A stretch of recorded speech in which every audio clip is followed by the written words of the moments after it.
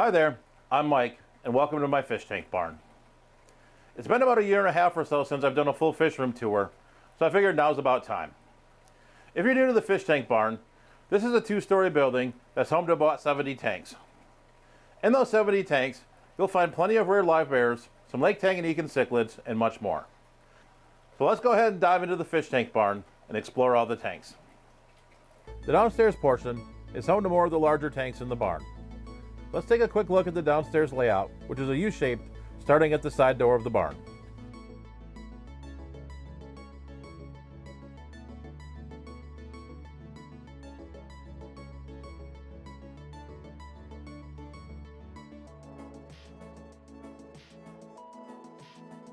I like to start with the rack that's closest to the door when you walk in. This is a small rack with a 55-gallon tank on top and two 37-gallon cube tanks on the bottom. The 55-gallon tank on the top is one of my favorite tanks here in the fish barn.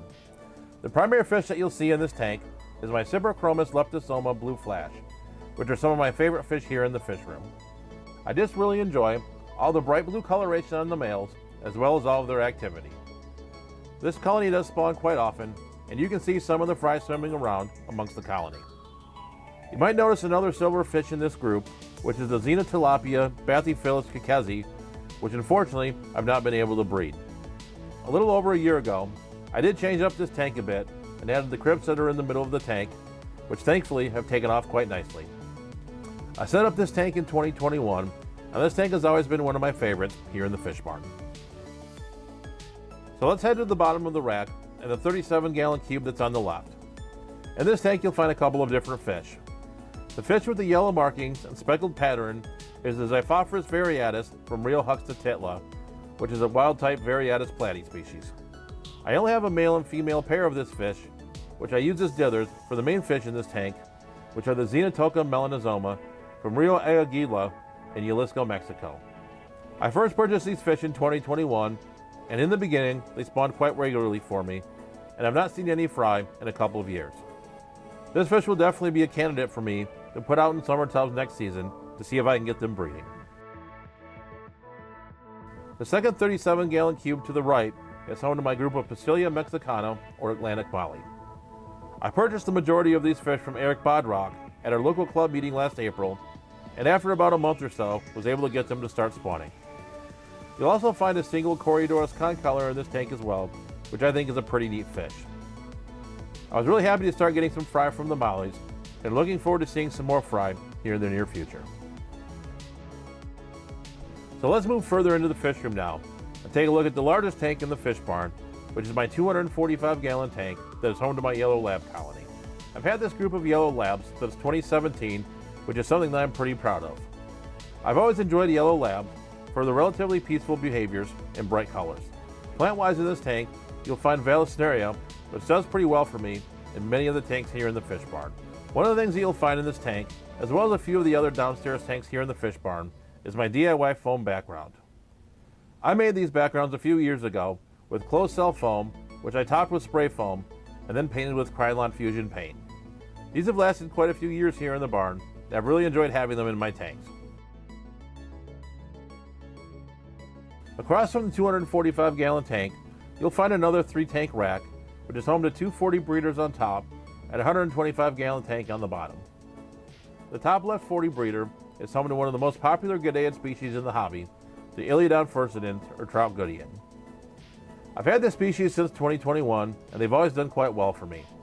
This is a species that generally doesn't predate on fry, and I've had pretty good success colony breeding them in this tank. As you'll see throughout this tour, I do have some open tanks, so I may be moving these fish into a 75-gallon tank here in the near future. The second 40-gallon breeder is home to my solar flare twin bar swordtails that I picked up this spring at the Southwest Michigan Aquarium Society auction.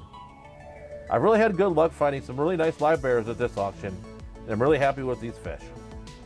The bottom of this tank is covered with Java moss to provide cover for any potential fry. Unfortunately, I've not seen any fry yet, but hopefully I'll see some soon. I really do enjoy the coloration on these fish with their bright orange colors. The 125-gallon tank that's at the bottom is home to my Tropheus maplungu. These fish used to be in a 75-gallon tank, but I decided to upgrade them earlier this year. When I upgraded this tank, I did plant some crypts in this tank, which seem to be doing quite well. One change I am thinking about doing with this tank is adding some more rocks for cover for the trophiest to see if I can get some more fry. I originally started this colony with 3 fish that I purchased at the 2022 Triple Crown Convention and was able to grow the colony to the size that it is now. I really do enjoy the coloration on these trophies with their black bodies and orange coloration. Let's continue to the back wall of the barn and take a look at a section of tanks that contains all 40 breeders. The bottom 2 tanks are empty, so we can go ahead and skip those for now. So let's start at the tank at the top that's nearest to the camera and then move to our right. This 40 breeder is home to 2 separate Gadaean species, one being the Elaphorus robustus, or bulldog Gadaean, which is actually a pretty unique fish. I like to call this fish the predator hab of the Gadaean world, since this fish is a piscivore, which eats other fish and also gets quite large. A specimen was seen over a foot long at the Shed Aquarium. The other fish that lives in this tank is the Iliodon whitei, which is similar to the trout Gadaeans that we looked at earlier.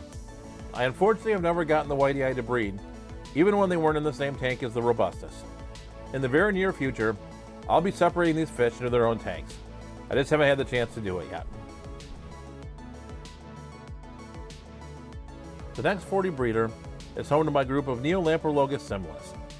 These shell dwellers are a lot of fun to watch, as they're constantly rearranging their tank, moving the sand and shells around. And as you can see, this colony's been doing quite well, producing quite a few fry.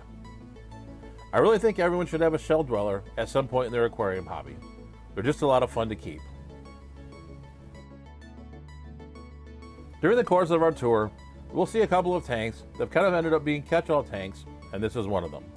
This particular 40 breeder has ended up being home to a lot of the schooling fish that live in the barn. The 2 primary species that you'll see in this tank are the Melanotania bosemani from Aves Creek and a large group of ember tetras, though there are quite a few other species that live in this tank. As you can see in the video, there is plenty of guppy grass growing in the tank, which I'll definitely be removing soon. So now let's turn around and head towards the front of the barn. Starting with the 150-gallon tank on the right, this is another catch-all tank, but the focus for this tank is Lake Tanganyikan Cichlids. In this tank you'll find the Paracyprochromis blue neon, a couple of Callichromis pelospurus flame rainbow, which are the fish that are white, as well as a group of Lamprologus ornatopinnis. At some point, I may look at breaking the fish in this tank up, but we'll see. I especially might want to move the Lamprologus to their own separate tank to see if I can get them breeding. Across from the 150-gallon is 2 40 breeders. The top 40 breeder is home to another one of my favorite Gadaean species, the Chapelixtes incaustus from Lago Orandino in Mexico. I've kept this species for quite a while, originally keeping it in 2019, and then adding to the colony again with fish I purchased in the fall of 2023. I really feel that this is one of the more underrated Gadaean species in the hobby, with its bronze-colored body and striped patterns. This is definitely a fish I feel more people should be keeping. The bottom 40 breeder is home to another interesting fish, and that's the Antinobis toweri, or blue-tailed Gadaean. You'll actually find 2 separate populations of this species in the fish barn. This is a group of fish I purchased earlier this spring, and they've already started spawning. Within the fish that have spawned, I have some pretty interesting fry, and I'm curious if this fish has a leucistic variant. So far, the leucistic fry have not changed their color, but we'll see if that holds over time. This fish really likes to remain topwater, so this is a tank that I plant heavily with hornwort. It seems to work quite well for them. This will be a tank that I keep an eye on in the future, especially to see how the leucistic fry develop. I've always struggled with water clarity on this next 125-gallon tank. However, it is home to my Tropheus mori red Melorio. And if you can see them better, they are definitely quite beautiful. I got these fish from my friend Scott, whose fishermen we've seen in the past. I'll have to do some more work on this tank to see if I can do something about the water clarity. We have now made it to the front of the barn and this wall of 75-gallon tanks. The top right tank that we see is empty, so we'll go ahead and skip that tank and start with the bottom right tank and move our way around. The bottom right tank is a tank that we've seen a few times this year, and that's the Ameca splendens tank. I've had these fish since 2019, and these are one of the original Gadaeid species that I've kept here in the fish barn. Along with that, this is one of the oldest Gadaeid species in the hobby, dating back to Robert Rush Miller in 1966. This has been one of my most prolific Gadaeid species that I've kept in the barn, where I've grown this colony starting with just a few fish. This spring, I upgraded these fish to this 75-gallon tank, and this colony has continued to thrive. Since the move, the crypts in this tank have taken off and really provide a ton of plant cover for the fish. Needless to say, this is one of my favorite tanks here in the fish tank barn. The second 75 on the bottom is home to the second group of Antinobius toweri, or blue-tailed Gadaeid. I've had this fish since 2019, and this has been a really good colony for me. What I really enjoy about this fish is the gray body and blue tails on the males. One interesting fact about the blue-tailed Gadaeid is that it can tolerate higher temperatures and does not fall apart like many other Gadaeid species. This colony is getting a little bit older though, so I may be looking to add some younger stock to ensure this colony is still going strong well into the future.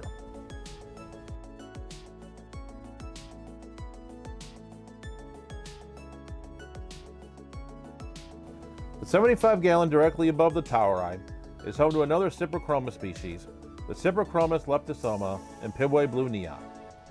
This was another fish that I picked up earlier this year.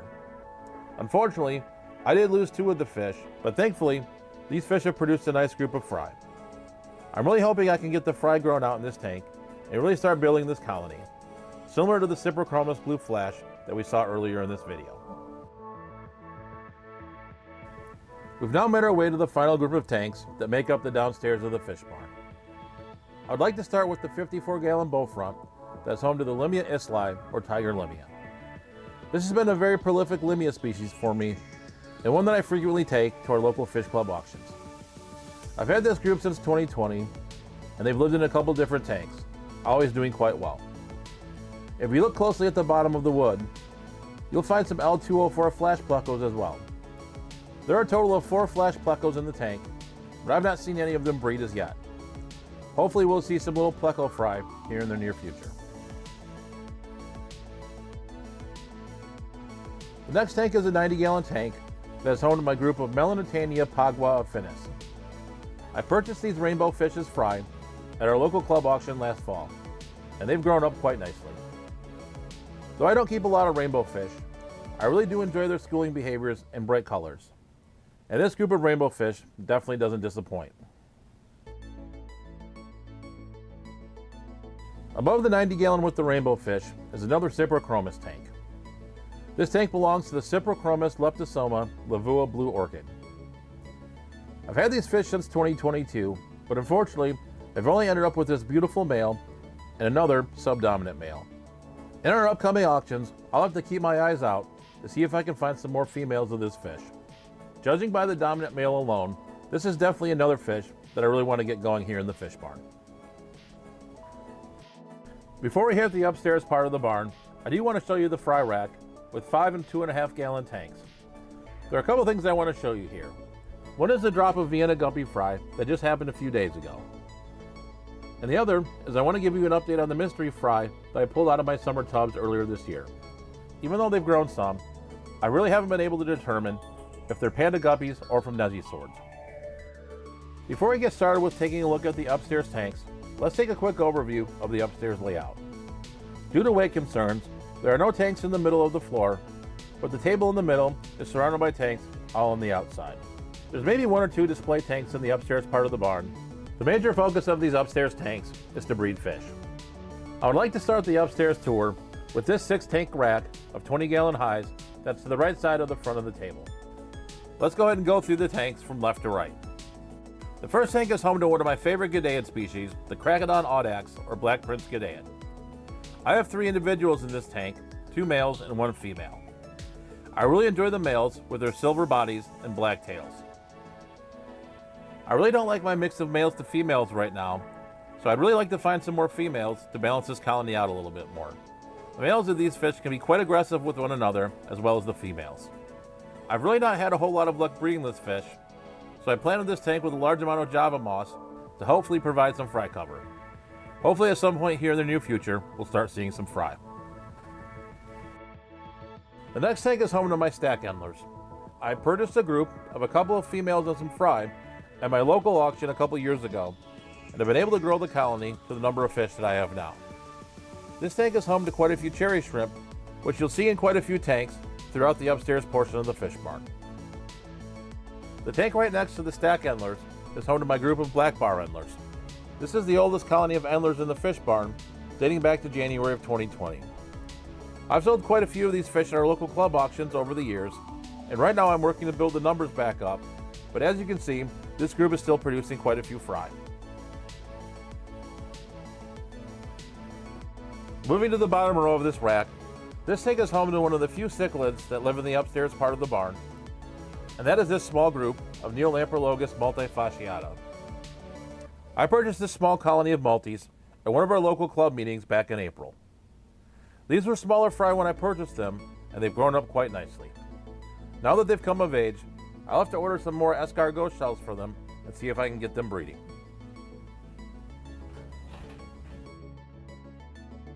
The next tank is home to another small group of endlers, the Cumata endlers. I got these fish as a gift from Jeremy from Sergeant Tank, and I really do enjoy them. The males are quite small in this strain, but I really do like their red markings. If you pay close attention, you'll notice that there's a stray multi in this tank that somehow made its way over from the tank next door. I'll have to catch that fish here in the future and move him back to his proper tank. Unfortunately, the next tank only has one fish left, which is a single male Gambusia clarkhubbsia, which is located near the top of the tank. I purchased these fish in 2021, and unfortunately over the past year, this colony has kind of fizzled out on me. I'll have to see if I can find this fish again, and hopefully I can get another breeding colony started with these fish. Let's move on to the next rack, which is home to a mixed bag of 20-gallon highs on top and a 40 breeder and another 20-gallon high on the bottom. Like before, we'll go ahead and start at the top and move our way to the bottom. The first thing I'd like to show you is home to my Xiphophorus evelene, or Puebla platy. This is the wild-type platy species that is native to the Atlantic slope in Mexico. I recently brought these fish in from my summer tubs, so they are still adjusting back again to tank life. Care for this fish is just the same as any other aquarium strain platy, with no special requirements. One thing I really do enjoy about this fish is the speckled patterns that are on both the males and females. The next tank is home to the mollies and molly fry that I caught down in Florida back in July. Even though we just saw the collection video a couple weeks ago, the footage from that video was taken back in July. The fry have grown up quite nicely and are doing quite well. There are still a couple of the adult fish left, and they tend to hide out towards the back of the tank. With the wild caught fish, I did expect some losses, but I am really happy with the number of fry that I was able to produce. I'm really excited to see the fry grow up and see how these fish turn out into the near future. Moving onward, up next is the only pair of killifish in the fish barn, the Aphosimian australe. Unfortunately, the female was hiding during filming. While I do have a spotting mop in there, I unfortunately have not seen any eggs or fry. Though I have to admit, I don't check the mop as often as I should. I really do think a lot of the killifish species are striking, and at some point, I'd like to play with some more killifish here in the fish room. Next up is the Posilia butleri, or Pacific molly. I had originally had a pretty decent colony of these fish, but unfortunately they petered out, and I only have this female left. She's probably still hit, so I'm hoping that she'll drop some fry here in the near future. I will have to keep an eye out though, since these fish have been known to be notorious fry eaters. There are a couple of empty tanks in this rack, but I do want to show you the Vienna guppies. I just moved these fish out of the fry rack after I discovered some fry. They were living in the fry rack after coming inside from the summer tubs. I've had these fish since the summer of 2020 when I got them from Jimmy. For some reason, I've always really struggled to get fry from these fish, which I'm assuming they were eating the fry. I'm really thankful to have some new fry from these fish, and I'm really looking forward to continuing with this colony into the future. Next up is my group of Xenotoca eiseni from Nayarit. These are the oldest Gadaid species in the hobby, having been collected from Robert Rush Miller in 1955. I picked up an original trio of these fish in 2022 at the Triple Crown Convention, and then added another group of these fish in the spring of 2024. I've struggled with getting fry from these fish in the aquarium, but had really good luck with fry in my summer tubs earlier this year. I have the fry growing out in a separate tank that we'll see later on in the video. The last tank I'd like to show you is home to my knife livebearers. This is another species that I had in summer tubs over the summer. Unfortunately, this colony used to be larger, but they did fall victim to a cold snap in the beginning of tubbing season. I've struggled with fry predation on these fish, so I'll have to work on separating the female when she becomes gravid. Hopefully with some intervention, I'll be able to get some fry from these fish here in the near future. Across from the rack that we just looked at, there's a small rack with two 15-gallon tanks. The top tank is home to my tiger teddies that I got from Dan's Fish. I find these to be some of the hardest fish in my fish room to film since they're so small. These fish only top out at 3/4 of an inch long max. I've had success with breeding these fish and have submitted them for BAP points at my local club. I do have some work to do with this tank in terms of cleaning up the duckweed and adding some additional plants. The second 15-gallon tank is home to my 4-spot Merry Widow livebearer group. Unfortunately, due to all the guppy grass, you really can't see many of the fish, but you will find one in the bottom left-hand corner. This is another Dan's Fish purchase where I've had some breeding success. We have a local auction coming up in November, and I'll have to remove some of the plants and see where this tank stands. Hopefully there'll be a bunch of fry living amongst the guppy grass.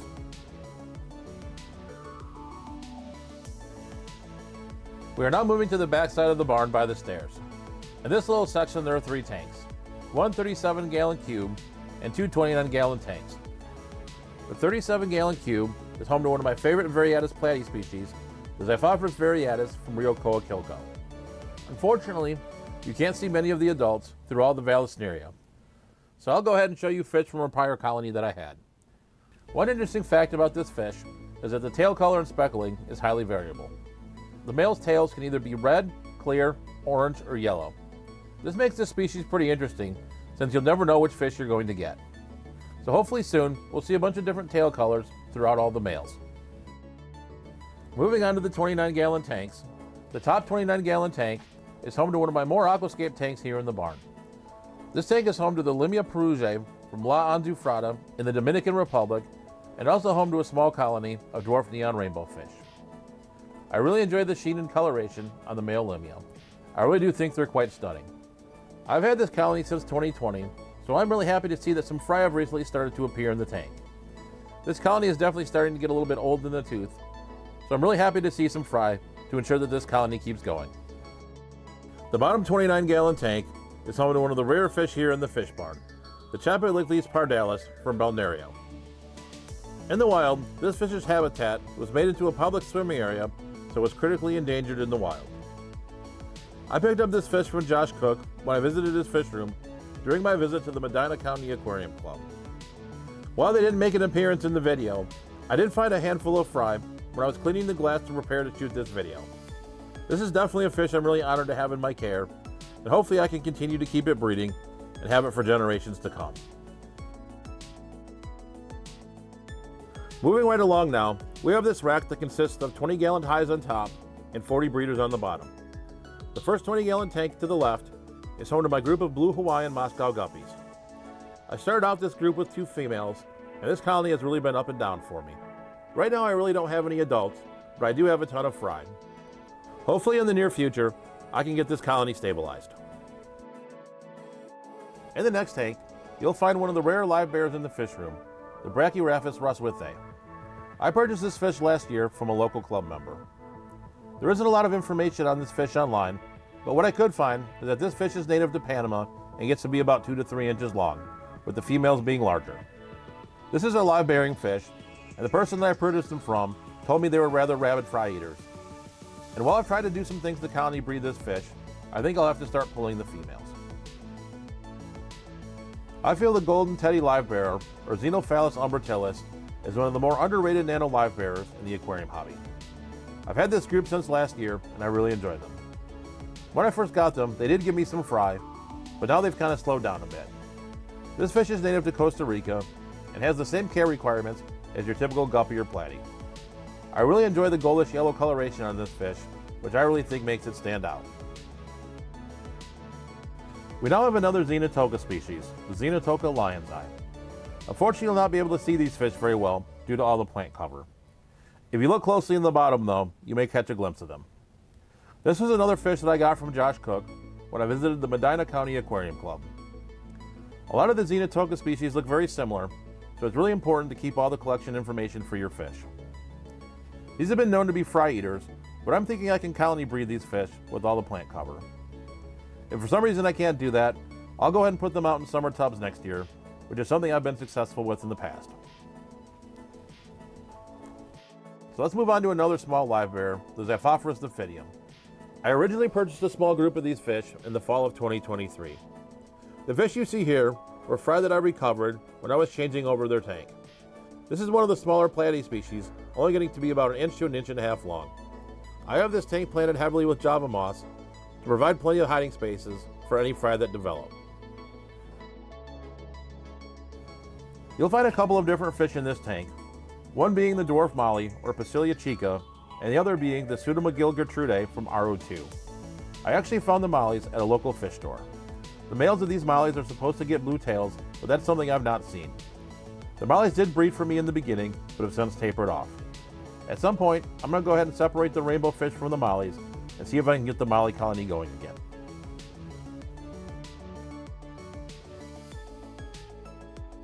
We are now heading to the bottom of the rack and looking at my Xenotoka dodroi. I picked up this small group of fish in October of 2023, and this colony has just exploded. I had originally placed this group in a 20-gallon tank, but they quickly outgrew that and are now living in this 40-gallon breeder. As you can see, there's plenty of plants to provide hiding spaces for the fry. This is a fish that I'll definitely be bringing to our local club auction this November. The next tank is home to a small group of Rio Otapa swordtails. Also in this tank you'll find some Corydoras metae as well as some bristlenose plecos. As you can see, this is another tank with plenty of plant cover. In the next few weeks, I'll have to take out some of the plants and see exactly how many fish I have in this tank. We're now going to move to the stand in the middle of the picture, again moving from left to right. The first tank is home to my pygmy swordtails, or Xiphophorus pygmaeus. I have only a couple of females of these fish, so there really isn't much to talk about with them. These fish are known fry eaters, so I have plenty of Java moss on the bottom, but unfortunately as of yet, I've not seen any fry. Hopefully the Java moss will continue to grow, and we'll get a drop of fry here in the near future. The second tank is home to my volcano endlers, which I picked up earlier this year at the Greater Detroit Aquarium Society auction. As you can see, this has been a really prolific fish, dropping a whole bunch of fry. I really do enjoy the bright red colors on the males of this strain of endler. Definitely a pretty beautiful fish. The third tank on the top is home to my red delta guppies. I'd originally bought these fish as dithers for my Xiphophorus andersii group, but unfortunately, I only have one individual left from the andersii. I really do enjoy the nice red coloration on these fish, and while I've seen a few fry, I've not really seen any huge drops. And with the unfortunate demise of the andersii, maybe I'll work a little bit harder on breeding these fish, since I really do like their nice red colors. The 40 breeder on the bottom is home to my marbled swordtails. These fish are absolutely stunning and some of the best fish I have in the fish room. I picked up this group in the fall of 2023 from the Southwest Michigan Aquarium Society auction, and I couldn't be happier with them. Earlier this month, I've started to notice a few fry swimming around the tank, which is something that I'm pretty excited about. I know the hair algae is unsightly, but I do think it provides great cover for the fry. I'm really looking forward to seeing this colony continue to grow and seeing what kind of color morphs come out of these fish. I'm really excited to see what morphs come out of these fry, and so far I've seen some jet black fry as well as some orange fry, so I'm really curious to see how true this strain breeds out. Definitely a pretty interesting fish. We now come to the final rack on this side of the barn, which is home to a 20-gallon and 29-gallon tank on top and a 55-gallon on the bottom. The top 20-gallon is home right now to the fry from my Xenotoka eisenii from Nayarit that we spoke about earlier. These fish were born in the tubs over the summer. This was a species that I had a lot of trouble with in terms of fry production, so I was really happy to be able to get some fry from my efforts outside during the summer. The second 29-gallon tank is open, except for a knife live bearer fry, that will soon be moved into another tank with the other knife livebearers. The bottom 55-gallon is a little bit of a hodgepodge tank. There are 2 Cyprochromis microlepidotus caramba, a Venezuelan Cory catfish, and a single Limia nigrofasciata. I've had the Cyps for a couple of years, but they've never really shown a lot of color. I'll keep my eye out at the local auctions coming up to see if I can find some more Cyps to add to this group. Hopefully that will make that tank a little bit more lively. So now let's take a look at the back row of the barn. A couple of the tanks are empty, so we won't be spending time on those, but we're going to go ahead and start from right to left this time. The first tank that we're going to look at is the tank that we did the Aquarium Co-op Mystery Box Challenge on. I'm working a little bit ahead of schedule on videos right now, so this footage was taken about 2.5 weeks after I planted the tank. In the early stages of this tank, the plants that have really stood out to me were the Tiger Lotus and Dwarf Aquarium Lily. Both have really started to fill out nicely. They seem much more robust than when I initially planted them. As for the rest of the plants, they're doing fine as well. The Zoogeneticus tequila have also adjusted nicely to their new home. We'll go ahead and spend a few moments on this next tank. The only fish in this tank right now are a couple of Corydoras aeneas. This is a tank I'll be looking to add some fish to once auction season kicks off again.